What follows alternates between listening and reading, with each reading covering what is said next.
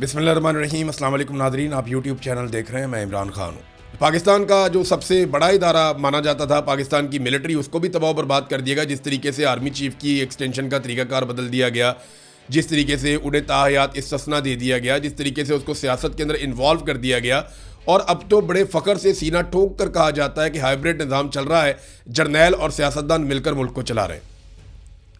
इमरान खान ने जो कहा था वो हमने होता हुआ देखा, अदलिया के साथ, पुलिस के साथ, ब्यूरोक्रेसी के साथ। तो तमाम जगह पे हमने वो तबाही अपनी आंखों से देखी। पीआईए जैसा इदारा जो है, इन्होंने ओने पोने बेच दिया। तो क्योंकि ये तब्दीली बड़ी खौफनाक थी, इस रिजीम को मुसल्लत किया गया था, और क्योंकि ये हज़म नहीं हो रहा था किसी को, तो उसे हज़म करने के लिए इमरान खान ने जो जो कहा वो हमने अब होता हुआ देखा। देखिए, ये अवाम से बदला भी लेते हैं, अवाम का मजाक उड़ाते हैं, फिर इंजॉय भी करते हैं। मिसाल के तौर पे ये खबर आप देखिए कि बिजली की कीमत में इस हुकूमत ने कमी की है और एक अजीबो गरीब किस्म का रिलीफ अवाम को दिया, 1 पैसा फ़ी यूनिट। यानी अगर आप बहुत अमीर आदमी हैं और बहुत तगड़े आदमी हैं, आप 1000 यूनिट जला सकते हैं तो आपको 10 रुपये बच जाएंगे। मैं वैसे ही आपको मिसाल दे रहा हूँ, कैलकुलेशन में आपको 1 पैसे की वैल्यू बता रहा हूँ। अगर आप 200 यूनिट बिजली इस्तेमाल करते हैं, जो नॉर्मली सार्फिन की बहुत बड़ी तादाद करती है, तो आपके बिजली के बिल के अंदर जो बचत होगी वो 2 रुपए की होगी। आप यहां से अंदाज़ा कीजिए कि इन्होंने कई गुना बिजली की कीमतें बढ़ाई, और जब आवाम को रिलीफ देने का वक्त आया तो 1 पैसे का रिलीफ इन्होंने आवाम को दिया। ये आवाम का मजाक उड़ाते हैं, उनसे बदला ले रहे हैं इस बात का कि आवाम ने इन्हें वोट क्यों नहीं दिए, और रोज़ाना की बुनियाद पर ये आवाम से बदला लेते हैं। मरीम नवाज ने कल एक दावा किया, बहुत अजीबोगरीब किस्म का दावा कर दिया जी मैं तनख्वाह नहीं लेती। तो मरीम नवाज तनख्वाह तो नहीं लेती, लेकिन फॉर्म 47 ले लेती है, जाली हुकूमत ले लेती है, महर शराफत से इलेक्शन हार के सीट ले लेती है, अय्याशी वाला लग्जरी जहाज अरबों रुपए का वो ले लेती है।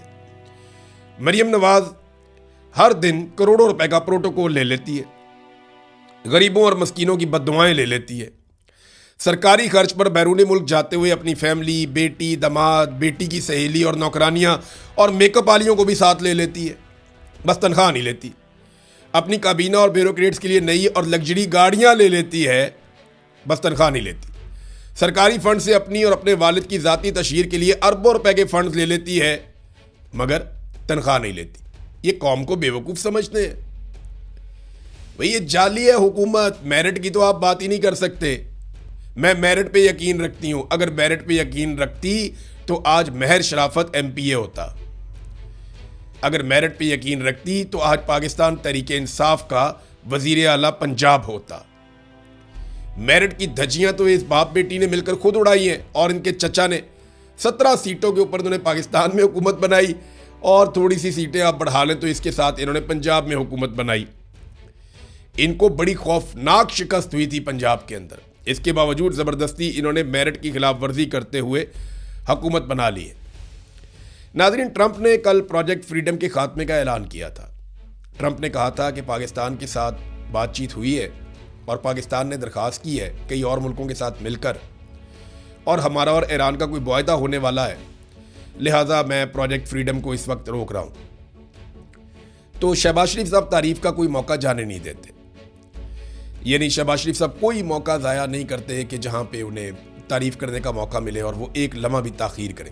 सलूट ठोकने का, खुशामद करने का, जूते पॉलिश करने का शहबाज शरीफ कोई मौका अपने हाथ से जाने नहीं देते। उन्होंने फौरी तौर पे जो है वो ट्रंप के लिए स्टेटमेंट भिजवा दिया कि जनाब बहुत शुक्रिया आपका, बड़ी मेहरबानी आपकी, कमाल कर दिया आपने, और बड़ा ज़रूरतमंदाना फ़ैसला है आपका कि आपने ये जो आपका प्रोजेक्ट फ्रीडम है इसको रोक दिया हमारी दरख्वास्त के ऊपर, और फिर आगे अमन की उम्मीद कर दी। फिर फील्ड मार्शल की तारीफ़ें भी बीच में कर दी कि जनाब फील्ड मार्शल ने फ्री कैन को बिठाया टेबल के ऊपर, ये उनकी बड़ी कामयाबी है। और भाई अमेरिका को फेस सेविंग ही नहीं मिल रही, कोई दुनिया में उसको और फेस सेविंग देने को तैयार नहीं है। तो आपकी कमेटी निकल आई है कि आप ईरान के साथ, आपका एक मुल्क है और ईरान के साथ आपके ताल्लुकात हमेशा से बेहतर रहे हैं, तो उसकी वजह से अब आप फ़ायदा उठा रहे हैं, और डोनाल्ड ट्रंप भी फ़ायदा उठा रहा है। तो शहबाज शरीफ साहब ने शुक्रिया का सलूट ठोक दिया डोनाल्ड ट्रंप को, और उधर डोनाल्ड ट्रंप ने एक नया स्टेटमेंट दे दिया। डोनाल्ड ट्रंप ने जो स्टेटमेंट दिया वो ये दिया कि ईरान ने मुआहदा कबूल नहीं किया तो पहले से ज़्यादा शदीद बमबारी करेंगे। ये अमेरिकी सदर डोनाल्ड ट्रंप कह रहे हैं कि अगर उसने अमेरिका के मुजव्वज़ा मुआहदे को कबूल ना किया तो पहले से ज़्यादा तबाहकुन बमबारी की जाएगी। सोशल मीडिया नेटवर्क के ऊपर उन्होंने अपनी पोस्ट में लिखा कि फ़र्ज़ करें कि ईरान मुआहदे पर अमल करने पर रज़ामंद हो गया तो अमरीकी ऑपरेशन का खात्मा हो जाएगा और आबनाए हुर्मुज़ समेत तमाम सबके लिए वो खुल जाएगी। साथ ही उन्होंने ईरान को धमकाते हुए लिखा कि अगर ईरान राज़ी ना हुआ तो बमबारी शुरू हो जाएगी और अफसोस के साथ कहना पड़ता है कि इसकी सतह और शिद्दत पहले के मुकाबले में कहीं ज़्यादा होगी। ये जनाब डोनाल्ड ट्रंप साहब कह रहे हैं। अच्छा, एक स्टेटमेंट जो है ना वो अमरीकी वज़ीर दिफा पीट हेग्सेथ का भी है। ये स्टेटमेंट आपको ज़रूर सुनना चाहिए, इसमें बहुत सारी खबरें हैं और इसमें आपको पता चल जाएगा कि जंग जीता कौन और हारा कौन। अमरीकी वज़ीर जंग ने कहा कि हम ईरान की ज़मीन पे भी नहीं जाएंगे, ईरानी फ़ज़ाओं में भी नहीं जाएंगे। ऑपरेशन प्रोजेक्ट फ्रीडम सिर्फ हरमुज़ को खोलने के लिए है। हम चाहते हैं कि आबनाए हुर्मुज़ खुल जाए, सिर्फ इसलिए हमने ये ऑपरेशन किया है। अमरीकी फ़ौज चाहती है कि हुर्मुज़ पर ईरान का गैर कानूनी कब्ज़ा ख़त्म कराया जाए। ये अमरीकी फ़ौज का इस वक्त का जो मिशन है वो ये है कि आबनाए हुर्मुज़ के ऊपर जो ईरान का एक कंट्रोल है वो कंट्रोल उनसे ले लिया जाए और ख़त्म किया जाए। तजारती जहाज़ों को ईरानी जारहियत से तहफ़्फ़ुज़ फराहम करना चाहते हैं, लड़ाई नहीं चाहते। अब ये वो अमेरिका है जो थोड़ा अर्सा पहले कुछ और कहता था, किसी और तरीके से कहता था। ये वही वज़ीर दिफा है अमेरिका का जिसकी ज़बान से बहुत बड़े बड़े दावे निकलते थे। अब वो कहते हैं हम ईरान के साथ जंग करना ही नहीं चाहते, हम सिर्फ आबनाए हुर्मुज़ को खुलवाना चाहते थे। तो भाई आबनाए हुर्मुज़ तो हमेशा से खुली हुई थी, वो तो आज तक बंद ही नहीं हुई थी, वो तो कभी एक लम्हे के लिए भी बंद नहीं हुई थी। ये तो पहले अमेरिका ने एक जंग लड़के बिला वजह आबनाए हुर्मुज़ को बंद करवा दिया और उस वक्त जो जंग लड़ने के मकासद थे उनमें क्या था, एक ईरान में रजीम चेंज करना, वो नहीं हो पाया। दूसरा, ईरान से यूरेनियम उठाकर ले जाना, वो भी नहीं हो पाया। तीसरा, ईरान की मिसाइलों की और ड्रोन्स की पूरी ताकत को कुचल देना, वो भी नहीं हो पाया। रज़ा पहलवी को ईरान में पहुंचा के वहाँ का हुक्मरान बना देना, वो भी नहीं हो पाया।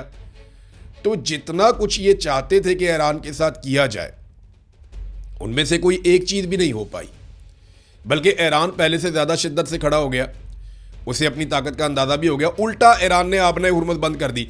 अब वो पुराने सारे मिशन छोड़ के जो आबनाए हुर्मुज़ पहले खुली हुई थी, जो अपनी बेवकूफ़ी से एक लड़ाई करवा के इन्होंने ईरान के हाथों बंद करवा दी, अब इनका वाहिद मिशन ये रह गया कि वो खुल जाए, पहले की तरह हो जाए। कि चलो ठीक है, कोई गल नहीं, वो तो मान ले, जैसे पहले था वैसे ही कर लेते हैं। तो ईरान अब उसके ऊपर भी नहीं मान रहा। इसकी ना मिसाल आप ऐसे ले लें कि जैसे एक आदमी ज़मीन पे कब्ज़ा लेने के लिए गया और वहाँ पे लड़ाई हो गई, वो आदमी वहाँ से भागा और उसके जूते वहीं पे ज़मीन पे रह गए और अब वो मुज़ाकरात इस बात पे कर रहा है कि यार कब्ज़ा नहीं देंदे, ना दो यार, मेरी जुती दे वापस कर दो। ये है सूरत हाल। अगर एग्जैक्ट मैं इसका नक्शा खींचूँ तो वो ये है कि इसराइल के कहने पे अमेरिका कब्ज़ा लेने गया था, उधर अमेरिका का जूता रह गया लड़ाई में और जूता छोड़ के ये भाग गए। अब ये मुज़ाकरात इस बात पे कर रहे हैं यार साड़ी जुती दे वापस कर दो, लड़ाई तो छोड़ो, दफ़ा करो, कब्ज़ा रहने दो। तो ये एक्चुअल सूरत हाल अब इस तरह की है। अब तक के लिए इतना ही। अपना ख्याल रखिएगा, अपने चैनल का भी। अल्लाह हाफ़िज़।